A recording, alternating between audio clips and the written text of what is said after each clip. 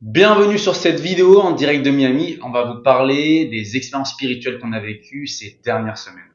Quand on était à Bali, on a eu le temps de tester pas mal de choses et on aimerait regrouper dans cette vidéo tout ce qu'on a testé pour les personnes qui ont envie de vivre des expériences spirituelles. Alors nous, on a fait une conjuration, du breathwork, de la spinal energy, du sound healing également. De la Kundalini, on t'invite à aller visionner notre vidéo où on partageait notre expérience de la Kundalini. On mettra ici, là, hop, tu pourras cliquer. Voilà. Et tu peux aussi aller voir l'interview qu'on a fait la semaine dernière avec la douce Piti. On l'a interviewée. C'était vraiment super inspirant. Et à la fin, on parle justement de la conjuration. Donc, tu peux aller la voir également ici. Alors, on commence par quelle pratique, On mon gars? commence par la conjuration, Ok, puisque c'est celle qu'on a réalisée avant tout le reste, avant le sound healing, c'est vrai. avant la spinal energy et avant le breathwork. Ouais. En fait, il faut dire que la conjuration, donc, c'est un processus sur 4 séances. Ouais. Alors, quelle est ton expérience à toi, mon cœur de la... Quelle est ton expérience à toi, du coup, de la conjuration? Moi, c'était dingue. En fait, j'ai eu vraiment un appel à contacter la Dispiti puisque c'est une médium de naissance que je connais depuis plusieurs années maintenant, Moi, qui t'a qui accompagné là? m'a accompagnée à développer mes capacités extrasensorielles. Donc, j'avais déjà fait des prestations avec elle. Je connais sa qualité, en fait, je connais à quel point elle est douée. Et je ressentais vraiment le besoin d'avoir une action spirituelle sur un plan mauvaise énergie. En fait, je me sentais vraiment épuisée, fatiguée, en manque de clarté, attaquée. Je me sentais vraiment pas bien mentalement, émotionnellement, énergétiquement. Donc je lui ai envoyé un message et elle m'a proposé la conjuration. Et mon expérience était dingue puisque dès la première séance, donc il faut savoir qu'on n'a rien à faire en fait, c'est juste une intention qu'on pose à une heure précise tous les samedis. Et on allume une bougie et puis on pose son intention et après on peut vaquer à ses occupations. Mais tous les lundis, elle nous envoie un compte rendu. Et moi, dès le premier compte rendu, dès la première conjuration, déjà, je me sentais vraiment mieux, plus légère, et comme avec la clarté de me libérer de certaines choses qui me bloquaient et qui m'emmenaient du brouillard mental. Mais c'est comme si avant la conjuration, je ne le voyais pas et j'étais accrochée à des choses. Et en fait, ça, c'était tout simplement les conséquences de brèches énergétiques, de mauvais œil, de magie noire. Et donc, quand j'ai reçu le premier compte rendu, bah, je me souviens que ça m'a beaucoup touchée émotionnellement. J'ai vraiment réagi. Je me suis mise à pleurer et ça faisait vraiment sens pour moi. Je sentais, Qu'est-ce qui t'a fait pleurer dans le compte rendu? parce que je sentais que je venais toucher quelque chose de juste. Mmh. Je sentais, en fait, c'était la sensation de waouh, enfin quelqu'un met le doigt sur ce truc et c'est comme si je m'autorisais. Tu vois, c'est comme si j'avais la validation, bah t'es pas folle. Tu vois, t'es pas folle, t'avais vraiment un truc qui te pesait. Et tout le monde, hein, la magie noire, du mauvais œil, généralement. Mais il y a des moments de vie où on est plus sensible et on est plus apte à s'en libérer. Et moi, je ressentais que c'était fort parce que c'est comme si c'était le timing pour moi de m'en libérer. Et du coup, bah, il y a ce truc où quand je lis le compte rendu, je me rends compte qu'en fait, tout ce que je ressentais, c'était valable et je sentais vraiment le poids qui partait, donc ça m'a vraiment fait du bien. Donc ça, c'était à la première séance. Ouais, la première séance. Est-ce qu'on fait chacun partage sa première séance Ouais, ou... chacun Ouais. partage sa première séance et puis après on va regrouper les trois Ouais. dernières. D'ailleurs, voilà, je vais partager la première et Ouais, puis on partage la part. Ouais. première. Moi, la première, j'ai vraiment pris ça au sérieux. Tu te rappelles, Très comme très au sérieux. on était à Bali. Du coup, pour moi, c'était à 2 heures du matin le lancement de la conjuration. Du coup, je voulais rester éveillé. Donc, je me souviens à 1h58, j'ai mis ma petite bougie en face de moi. Je me suis mis en mode méditation pour voir qu'est-ce qui allait se passer à l'intérieur de moi à 2 heures du matin. Et au moment 2 heures, je sens des fourmillements, je sens vraiment tu vois, un changement dans mon corps, quoi. Je sens des picotements, je sens ma température qui change. Et après, je pense que j'ai dû rester en méditation peut-être une vingtaine de minutes, voilà, pour ressentir, pour voir. Et je me suis dit, je veux vraiment, puisque c'était la première fois qu'elle se connectait à mon énergie, je voulais vraiment lui laisser toute la place pour que le processus se passe au mieux. Hmm. Et puis après, qu'est-ce qui s'est passé lors du Ouais, compte qu'est-ce que t'as rendu? ressenti après? Pas tant de changements ou de ressentis notables pour moi. Par contre, bah, quand j'ai lu le compte rendu, bah, ça m'a choqué de me Hmm. dire, bah, en fait, j'avais du mauvais œil, j'avais de la magie noire sur ma couche astrale, donc c'est la couche la plus élevée. Tu vois, je me suis dit, mais comment c'est possible? Ouais, c'est fort. Moi, je trouve qu'il y a une coïncidence quand même qui est assez folle, c'est que le week-end où tu as fait ta conjuration, quelques jours après, ton papa est tombé malade. Et moi, j'ai trouvé ça fou. Enfin, je dirais Ouais, que je c'est t'ai vrai que dit une phrase t'as et que fait le lien, ouais, toi, t'as pas capté, mais moi, j'ai trouvé ça fou parce que quand tu fais une conjuration, tu travailles sur tout le plan aussi transgénérationnel, tes vies antérieures, mais aussi ta famille. ouais. Et ce que tu coupes comme lien en toi, bah, ça coupe aussi au-dessus de toi et en dessous de toi. Et je trouvais ça fou quand même que le jour où tu décides d'enlever tout ce qui est karmique en fait chez toi, bah là ton père il tombe gravement malade. Donc je pense que ça a aussi Non, il tombe. ouais, Il tombe. il tombe pour Ouais, le coup ouais, vraiment. exactement, il tombe. Et après, en effet, il part à l'hôpital. Et puis, voilà. Aujourd'hui il va mieux. Aujourd'hui, il va mieux. Et en effet, c'est ce qu'elle expliquait quand tu fais la conjuration. Toutes les personnes qui t'a envoyé de la magie noire ou du mauvais œil, eh ben, ils se retrouvent, ils prennent comment elle dit? Un Un boomerang, retour un de retour du bâton bâton, en ouais, un fait. retour du bâton.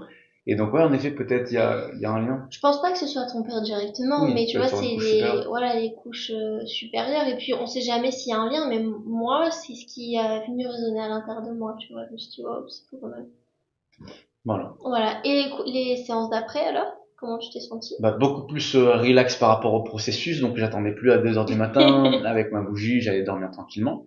Et pas d'expérience notable pour moi Hmm, encore. ok. Enfin, du moins, j'avais pas pris conscience encore où je me suis dit ah bah tiens ça c'est la conjuration. Ouais. Parce que déjà, de base, tu l'as fait parce que moi, tu m'as vu avoir les effets, mais tu t'es pas dit que tu avais forcément un besoin Non, je me de suis pas dit passer. que j'avais un besoin, mais j'ai vu à quel point toi t'étais convaincu que ça t'a apporté énormément. Je me suis dit bon, je vais le faire quand même, ça peut m'apporter que des bénéfices sur une couche énergétique, émotionnelle, spirituelle, astrale et tout ça. Je me suis dit bon bah tant qu'à faire. Si ça me coûte pas grand chose, mais ça peut m'apporter énormément, autant le faire. Carrément. Et moi, oui, résultat, donc là, nos séances de conjuration sont terminées. Pour toi, c'était hier, Ouais, la mais dernière? d'ailleurs, parce que hier j'étais en séminaire Hmm. de mindset et j'ai pas mis ma conscience dessus. Ouais. C'est grave. Non, c'est pas grave. Ok. C'est pas grave, c'est mieux de le faire, mais c'est pas grave. Ok. Et donc là, nos 4 séances sont terminées et moi, je me sens beaucoup mieux en fait. En fait, de base, j'avais beaucoup de pensées négatives, de pensées noires. Et c'est pour ça que je me suis dit, oh là, c'est bon, je veux pas de ça dans ma vie. Donc là, j'ai plus du tout de pensées noires, de pensées vraiment sombres. Là, j'avais tout le temps peur d'avoir un accident. Enfin, je pensais à la mort, laisse tomber. Donc là, j'y pense plus du tout en fait. Bon, ça m'arrive d'avoir des vagues émotionnelles, surtout que là, on est à Miami et Fabien a son séminaire de 4 jours et je me retrouve énormément seule, ce qui n'était pas arrivé mon amour depuis plus de 2 ans. J'ai calculé, j'ai regardé et tout, et ça faisait 2 ans que je m'étais pas retrouvée autant longtemps seule. Et en fait, du coup, ça me fait énormément de bien. Il y a plein de trucs, toutes les pratiques spirituelles qu'on a fait à Bali, dont on va vous parler encore après là. Et bien, c'est comme si ça remontait, tu vois. Il y a plein de choses qui arrivent à ma conscience. Puis hier, j'ai appelé mon meilleur ami, tu sais, j'ai appelé Netco. Et enfin, c'est pareil, il y a eu plein de synchronicités qui sont revenues, plein de connexions. Donc, je vais super bien, mais c'est juste là, dans cette période où je vous parle, bah, il y a plein d'émotions qui remontent. Mais sinon, voilà, j'ai lâché plein de projets. Enfin, mon compte Instagram, Naïmi Alma, je l'ai laissé. Il y a vraiment plein de trucs où je me suis détachée, où c'est devenu beaucoup plus clair. Je suis beaucoup plus dans l'action, j'ai retrouvé de la joie, connexion spirituelle plus. Enfin, franchement, je suis super contente. Voilà pour la conjuration, autre Mhm. chose à dire? Qu'est-ce qu'on pourrait dire pour les personnes qui se demandent c'est quoi la conjuration? Est-ce que tu saurais expliquer à quoi ça sert Ouais, en fait, en quelques lignes? c'est une pratique énergétique qui vise à enlever sur toutes les couches de ton corps énergétique, donc de la couche physique jusqu'à la couche astrale la plus haute. Ça vise à enlever toutes les brèches énergétiques. Donc les brèches énergétiques, c'est comme des, des trous en fait où l'énergie négative peut passer, où des fuites peuvent partir de Partir, ton ouais. corps. Ça va enlever également toutes les larves énergétiques. Donc les larves énergétiques, c'est des énergies un petit peu qui vont venir te perturber, se nourrir de ton énergie et qui vont te fatiguer, qui vont également te plomber émotionnellement, énergétiquement. Ça va enlever toutes les énergies démoniaques. C'est rare qu'on en ait, mais si tu en as, normalement, tu le sens. Mm. Ça va enlever toute la magie noire, donc enfin le mauvais œil, pardon. Tout le mauvais œil, c'est en fait la jalousie que tu peux recevoir, la Et tout le monde en comparaison. a. Tout le monde en a. C'est humain, en fait. Enfin, malheureusement, parce qu'on devrait travailler sur soi pour éviter de s'envoyer ce genre de choses dégueulasses. Mais c'est voilà, c'est humain, tout le monde en a. Et la magie noire, généralement, tout le monde en a, mais à des couches différentes. Ouais. Et la magie noire, c'est lorsque tu veux causer intentionnellement du mal à l'autre, donc tu fais une pratique un petit peu spirituelle pour envoyer de la magie noire sur quelqu'un. C'est intentionnel et ça vient souvent des ancêtres. Moi, Ça j'ai peut être eu, plus toi, t'as eu rare. quoi comme magie noire? J'ai eu un sort de des illusions et un autre, je me souviens plus trop. J'ai eu deux sorts de magie noire? Ouais, j'ai eu Oh. deux différents, mais je me souviens plus. Et toi? Moi, j'ai eu la magie noire de me faire taire. Le silence, je me souviens. Le silence, ouais. Pour pas révéler des choses. Et c'est pour ça qu'aujourd'hui, j'ai envie de révéler plein de trucs, moi.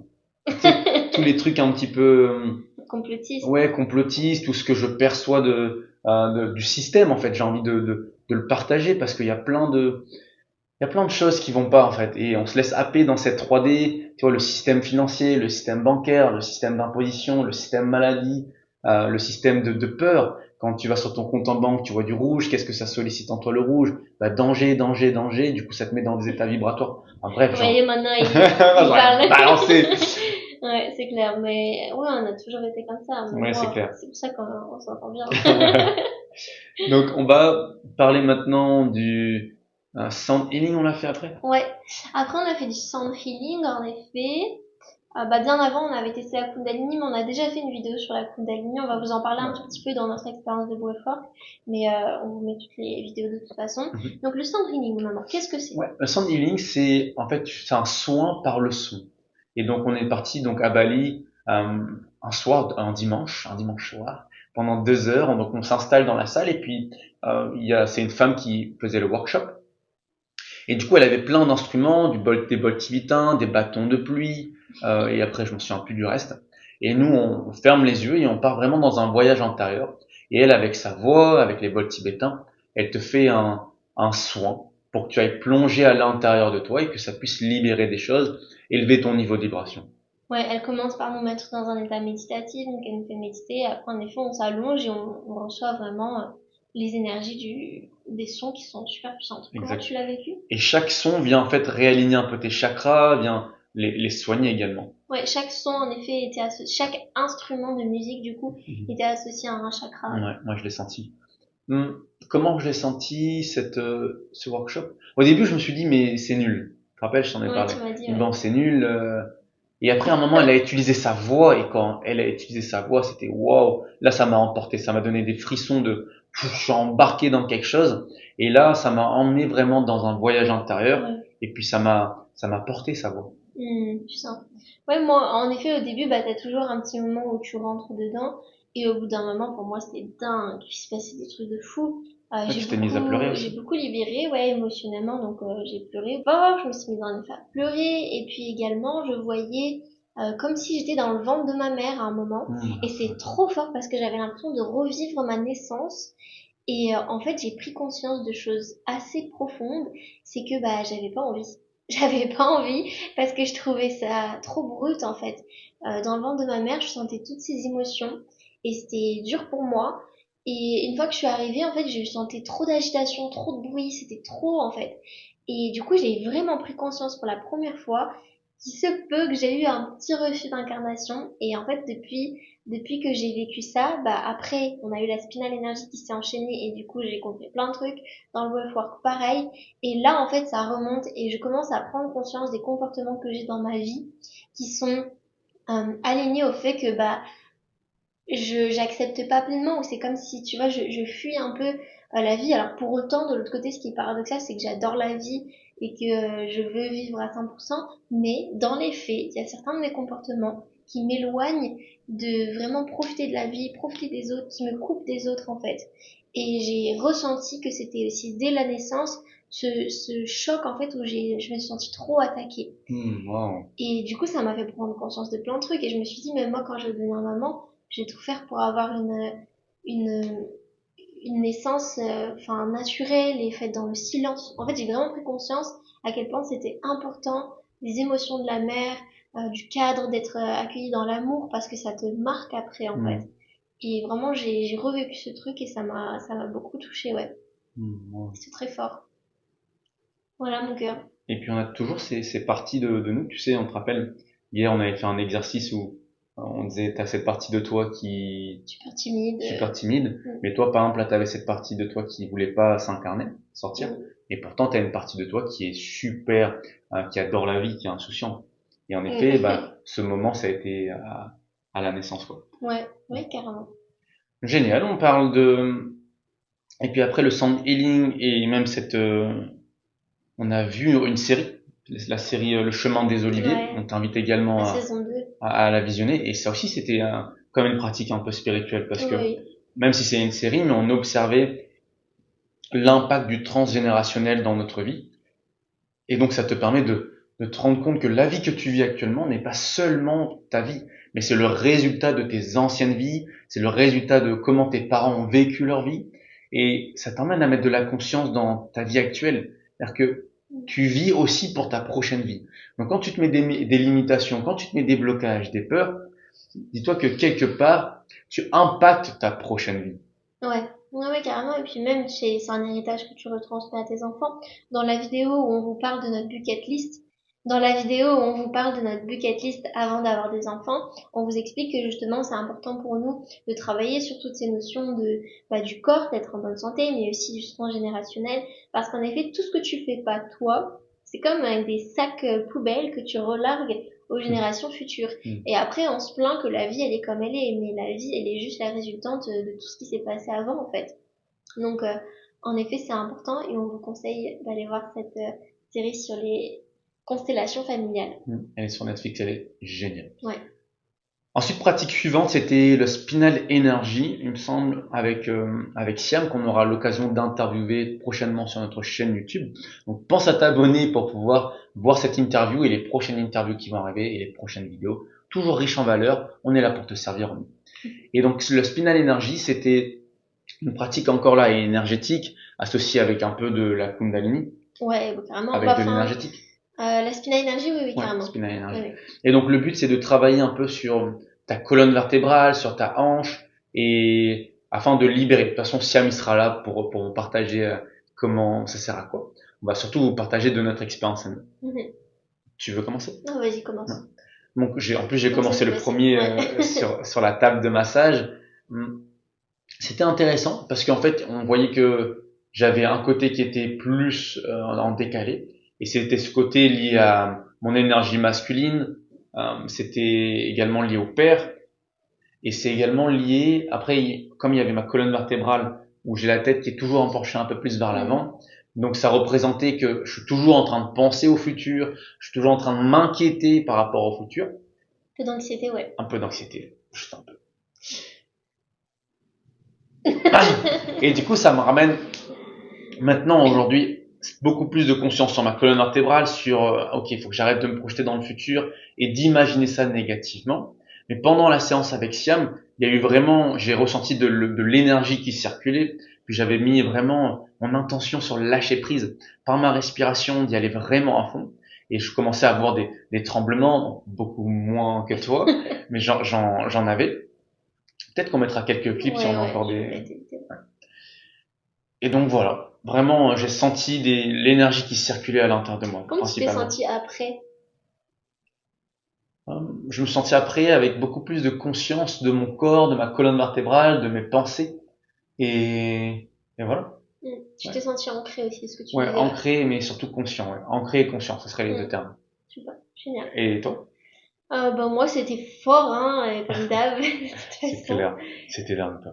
C'était dingue, ouais, je bougeais dans tous les sens. La Kundalini était bien activée, comme on avait fait avant une séance de Kundalini, enfin deux même. Donc du coup, c'était facile pour moi de rentrer en transe, quoi. Et ouais, c'était puissant parce que j'ai la colonne vertébrale est souvent associée à beaucoup d'émotions, c'est très très émotionnel et donc forcément il y a beaucoup d'émotions qui sont sorties. Sia m'explique aussi qu'en fait l'objectif c'est qu'il va comme tout est électrique et énergie dans le corps, et ben lui son objectif c'est de connecter ce qui se passe dans le cerveau et ce qui se passe dans le bas du corps. Et donc c'est vrai qu'il venait connecter des choses et quand tu connectes, bah t'es beaucoup plus conscient de tes émotions. Je me souviens que quand on habitait en Bulgarie, on allait chez un ostéopathe qui utilisait la médecine chinoise, le meilleur ostéopathe C'est du monde, clair, vraiment c'est clair. Fou Kirill, si tu vois jamais cette vidéo. voilà, fou cet homme. Et en fait, il nous mettait des aiguilles dans le dos, dans la colonne vertébrale. Et c'est vrai qu'à chaque fois que j'y allais, donc déjà ça faisait super mal. Contrairement à la spinal énergie, vous pouvez y aller parce que ça fait pas du tout mal. Mm. Mais ce qu'on faisait en Bulgarie, ça faisait très très mal. Mais en fait, ce qui était très fort, c'est que d'une manière très chirurgicale, ça venait libérer des choses dans le bas du corps, dans le haut du corps, de partout en fait. Et on sentait les émotions revenir à la conscience, revenir au cerveau. Et là, dans la spinal énergie, c'est exactement ça que j'ai senti. C'était comme des connexions neuronales qui se faisaient parce que l'énergie dans la colonne vertébrale, dans tout le dos du corps en fait, eh bien, ça venait recirculer, ce qui fait que à ta conscience revenaient toutes les énergies. Et comme moi, j'avais beaucoup travaillé avant sur le sound healing, l'aspect voilà naissance et tout, et bien là, c'est ce qui m'est venu encore. C'est même à ce moment-là, en fait, que j'ai connecté entre l'expérience que j'ai vécue dans le sound healing, c'était un jour avant, je crois, et l'expérience que je venais de vivre dans le spinal energy. J'ai connecté qu'il y avait vraiment ce refus, en fait, parce qu'à chaque fois que je fais des expériences spirituelles, c'est comme si je revenais à la maison. C'est comme si je revenais chez moi. Je revenais chez moi et du coup c'était beaucoup plus facile pour moi de laisser aller, de comprendre, de connecter. Alors que j'oublie cette partie spirituelle et que je suis trop dans l'action, ce qu'il faut, hein, c'est hyper important, on peut pas toujours être perché. Et ben moi quand j'oublie ça, parce que j'ai tendance à le fuir paradoxalement, eh bien, ça fait que je me sens pas bien, je me sens pas équilibrée. Et là, j'ai pris conscience de ça, en fait, dans la spinal énergie, de toutes ces émotions qui remontaient. Et ouais, que c'était important pour moi de faire des soins, de me connecter à ça, parce que c'était mon moyen à moi d'évacuer ce que je pouvais ressentir dans cette vie-là, très, très faite de matière. Voilà mon cœur. Et après, un sentiment de beaucoup d'ancrage, ouais. Beaucoup d'ancrage. Mais le travail était beaucoup pendant la séance. Et après, bah, c'est des choses subtiles qui remontent, quoi. Ouais, c'est dingue. Mm. Si on mettra des petites vidéos que tu vas voir ici, là, tu bougeais, t'étais en train de danser, tu te mettais en position de yoga, enfin, c'était fou avant. Mm. Et puis après, ensuite, on a fait du breathwork. C'était Ouais. 2 jours après, il me semble. Voilà, ça a fini de m'achever, moi. Ah, moi, j'ai adoré cette expérience, Ah ouais, vraiment. raconte, parce que Ouais, alors, ça, c'était fort, hein. ouais. Waouh. Et ben, je remettais encore plus ma conscience sur je suis là pour moi. Et du coup, il doit se passer un lâcher prise. Et donc, le breathwork, c'est beaucoup par la respiration. Et en fait, plus tu respires, bah, tu libères, en fait, puisque la respiration, c'est le pont entre ta conscience et ton inconscient. Et du coup, quand tu forces la respiration, tu arrives facilement à aller dans ton subconscient, dans ton inconscient.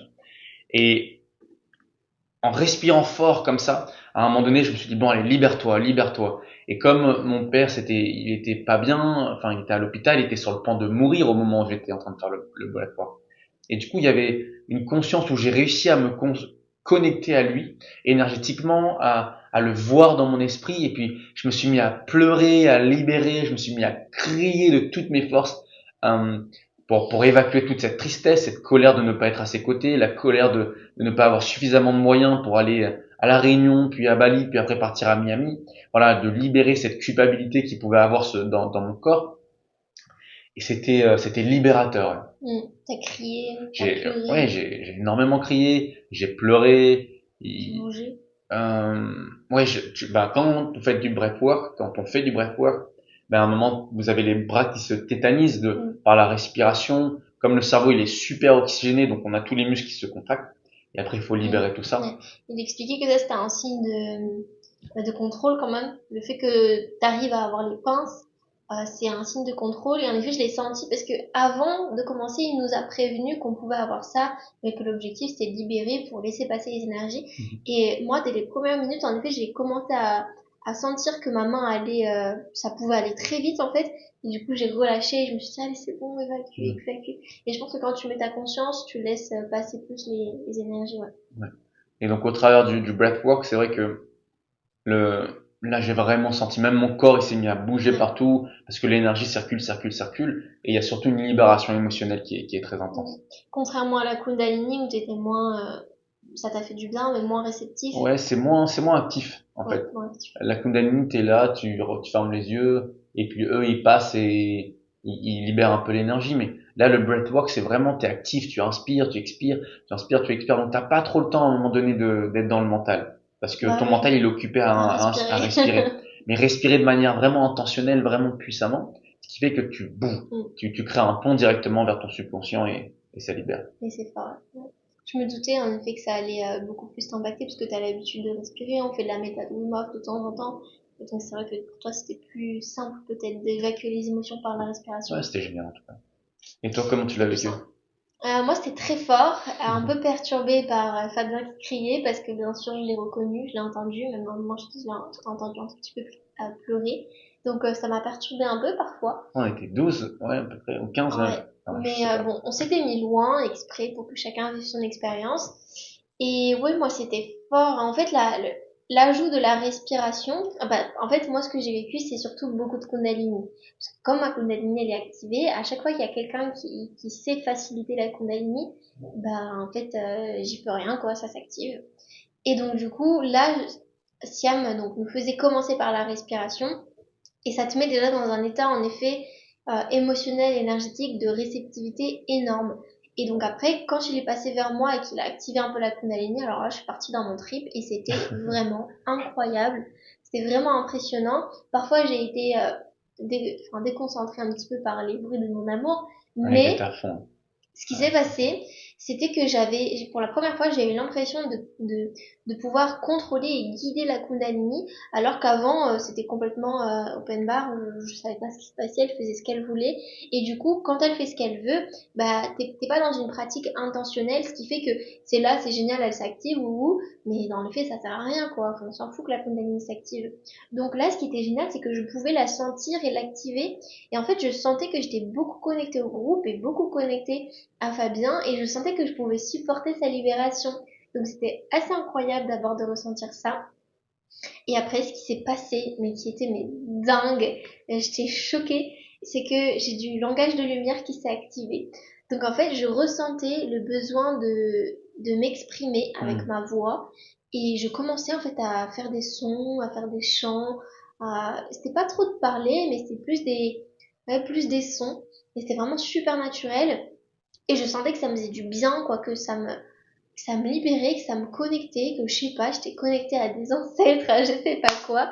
Franchement, j'ai pas essayé de comprendre, d'analyser, mais juste c'était trop beau le fait de voir que je porte ma voix, puisque bon, c'est quelque chose, c'est une longue histoire, ma voix. Donc là, c'était beau de voir que j'osais en fait, je m'autorisais à utiliser ma voix pour chanter, faire des sons, des chants. C'était super puissant. Tu t'es mise même à crier. Ouais, je me suis mise à crier, j'ai pleuré un petit peu, j'ai vu pas mal de choses.